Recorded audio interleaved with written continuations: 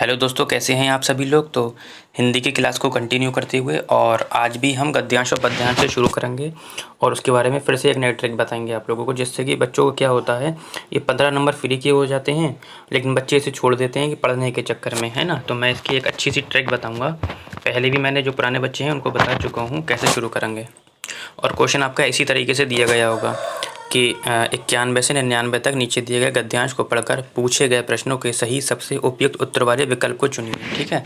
तो बच्चों क्या करते हैं, अक्सर पहले क्या होता है, गद्यांश को पढ़ना शुरू कर देते हैं। ठीक है। तो इस गद्यांश को पढ़ना नहीं है, पहले मैंने बताया था कि आप लोगों को पहले आप क्या करेंगे कि क्वेश्चन को सारे रीड कर लेंगे। ठीक है। क्वेश्चन रीड करने के बाद क्या होगा, जब आप पैराग्राफ पढ़ेंगे तो जो जो लाइन आपके दिमाग से गुजर चुकी हुई आप उसे तुरंत कैच कर लेंगे और टाइम आपका बहुत बच जाएगा। तो क्वेश्चन शुरू कर लेते हैं। कहता है, मन में विश्वास रखने से किसकी प्राप्ति होती है। कहता है, जीत की होती है, हार की होती है, पराजय की होती है, शंका की होती है। कहता है, वास्तविक ज्ञान किसे कह सकते हैं। दूसरों के बारे में जानकारी प्राप्त करना, अपने आप के बारे में समझ पाना, पुस्तकों से जानकारी प्राप्त करना या धार्मिक ग्रंथों की जानकारी प्राप्त करना। कहता है, संघर्ष अकेले करना होता है का अर्थ क्या है ना। कहता है, ज़िंदगी हमें रोने के 100 मौके देती है तो मुस्कुराने के भी 1000 बहाने देती है। इससे क्या तात्पर्य है। क्वेश्चन अच्छे से समझ लीजिए। कहता है, निम्नलिखित में से कौन सा समूह भिन्न है, कौन सा जोड़ा गद्यांश में नहीं है। कहता है कि पतन शब्द का विलोम बताइए। ये तो ग्रामर के क्वेश्चन है। गद्यांश के अनुसार सच्ची शक्ति क्या है ये बताना है आप लोगों को। ज़मीन पर रहकर आसमान को जीतना है का भाव क्या है। ठीक है। तो ये बाकी आपका ये पद्यांश आ जाएगा। ठीक है। अब आ जाते हैं, पढ़ते हैं अच्छे से। कहता है कि मन में विश्वास रखें तो कोई हार नहीं सकता, पर मन में शंका रहे तो कोई जीत नहीं सकता। पहला क्वेश्चन आपने पढ़ा था, मन में विश्वास रखने से किसकी प्राप्ति होती है। ठीक है। तो यहाँ पे अपोजिट कहा है कि मन में विश्वास रखें तो कोई हार नहीं सकता, यानी कि जीत की प्राप्ति होती है। पहला उत्तर मिल गया आपको। है कहता है, ज़िंदगी में रोने के 100 मौके देती है तो मुस्कुराने के भी 1000 बहाने देती है ना। एक क्वेश्चन ऐसा भी आया था आपका कि ज़िंदगी हमें रोने के 100 मौके देती है तो मुस्कुराने के भी 1000 बहाने देती है। इसका तात्पर्य पूछा था, तो इसका तात्पर्य आपको उस ऑप्शन में मिल जाएगा। प्रकृति ने हर चीज़ का एक जोड़ा बनाया है, जैसे कि रात और दिन हो गया, अंधेरा और उजाला हो गया, गोरा और काला हो गया, बुरा और अच्छा और बुरा, उत्थान और पतन। तो एक क्वेश्चन यहाँ से आपका मिलेगा, इस वाली लाइन से पूछा था कि निम्नलिखित में से कौन सा समूह भिन्न है, वो कौन सा जोड़ा गद्यांश में नहीं है। तो ये सब जोड़े हैं और कौन सा नहीं है वो उसमें से आप पता कर लेना। हार और जीत आ गई। कह रहा है, सभी को इन दो परस्पर विरोधी चीज़ों के बीच संघर्ष करते रहना चाहिए। संघर्ष अकेले ही करना पड़ता है। एक क्वेश्चन बना था आपका कि संघर्ष अकेले करना होता का अर्थ क्या है। उसका अर्थ ये होता है कि संघर्ष में स्वयं ही जूझना पड़ता है ना। कहता है कि भीड़ तो उमड़ती है जीत जाने के बाद, बस इतना सा सीखना है।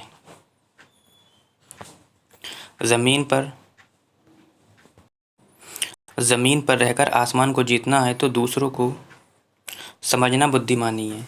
एक क्वेश्चन यहाँ से भी बना था, वास्तविक ज्ञान किसे कहते हैं, बना था।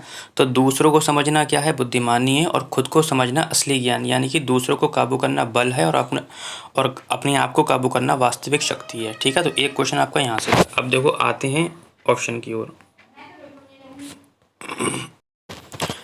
देखिए क्वेश्चन आपको मिल गया है ये वाला।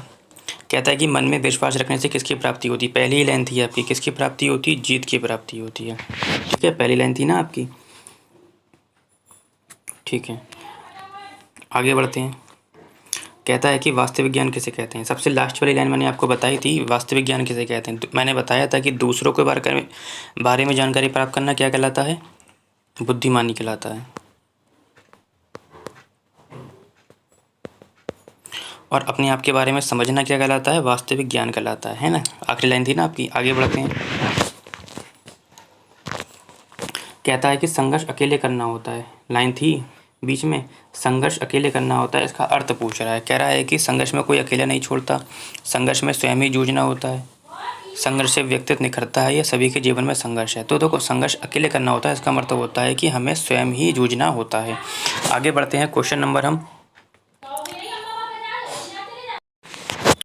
तो क्वेश्चन का तात्पर्य आप लोग समझ गए होंगे क्या कहना चाह रहा है।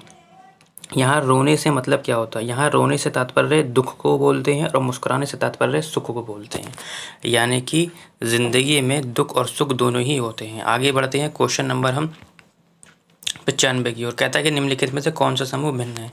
देखो, दिन और रात अपोजिट हैं, अंधेरा और उजाला अपोजिट हैं, गोरा का काला अपोजिट है, लेकिन तरह तरह समानार्थी एक ही शब्द हैं, इसलिए ये वाला हो जाएगा। आगे बढ़ते हैं। क्वेश्चन नंबर हम कह रहे हैं कि कौन सा जोड़ा गद्यांश में नहीं था।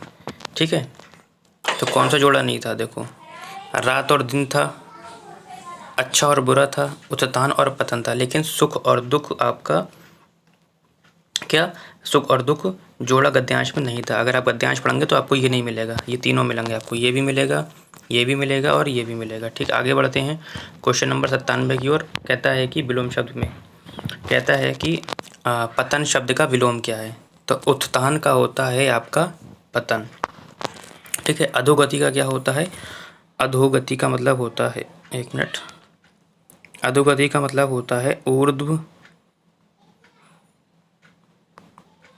गति। ठीक है, नीचे गिरने का मतलब होता है ऊपर उठना। ठीक, उन्नति का विलोम होता है अवनति। ठीक है, तो ये आपके क्लियर हो गए। आगे बढ़ते हैं।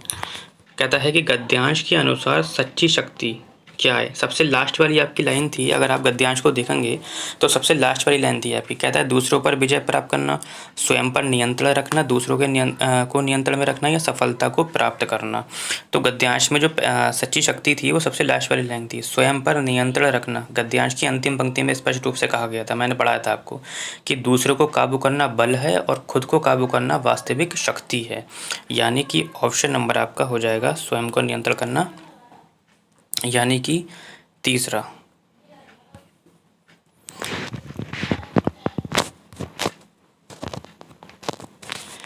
कहता है कि ज़मीन पर रहकर आसमान को जीतना है का भाव क्या है। कहता है कि अंतरिक्ष की सैर करना, विनम्रता के साथ सफलता की ऊंचाइयों को छूना, गगनचुंबी इमारतों का निर्माण करना, या तकनीकी विकास की ऊंचाइयों पर जाना। तो मैंने बताया था कि ज़मीन पर रहकर आसमान को जीतना है का भाव है कि विनम्रता के साथ सफलता की ऊंचाइयों को छूना। जो मनुष्य विनम्र बनकर रहता है वह सफलता की ऊंचाइयों को छू लेता है, यानी कि ये आ जाएगा। आगे बढ़ते हैं क्वेश्चन नंबर। तो वीडियो काफ़ी लंबी हो जाएगी अगर मैं ये वाले क्वेश्चन लूँगा, तो आज के लिए इतना रखते हैं। कल 100 नंबर से शुरू करते हैं। ठीक है, तो आज का सेशन आपको कैसा लगा, गद्यांश को आपको किस तरीके से करना है मैंने बता दिया है कि पहले आपको क्वेश्चन को रीड कर लेना है ऑप्शन के साथ अच्छे से। उसके बाद क्या करना है, पेंसिल को पकड़ लेना है पेपर में, और उसके बाद पैराग्राफ को हल्के हल्के रीड करना है। जैसे आप उस लाइन से गुजरेंगे माइंड आपका कैच कर लेगा और आपको आंसर तुरंत मिल जाएगा। इससे क्या होगा कि आपका टाइम बच जाएगा। बच्चे क्या होते हैं, अक्सर 15 नंबर ही अच्छे से छोड़ देते हैं, क्योंकि वो सोचते हैं कि सर पढ़ने में बहुत टाइम जाता है इसलिए हम इसे छोड़ देते हैं। भाई छोड़ना नहीं है, ये तो बिल्कुल फ्री के नंबर है, समझ लीजिए। उन्होंने आंसर आपको खुद दे दिए हैं, बस आपको ढूंढना है ना। तो मैंने तरीका बता दिया है किस तरीके से, तो आपको इसी तरीके से करना है। ठीक है, तो आज के लिए इतना ही, और PDF को प्राप्त करने के लिए आप हमारा टेलीग्राम चैनल ज्वाइन कर सकते हैं।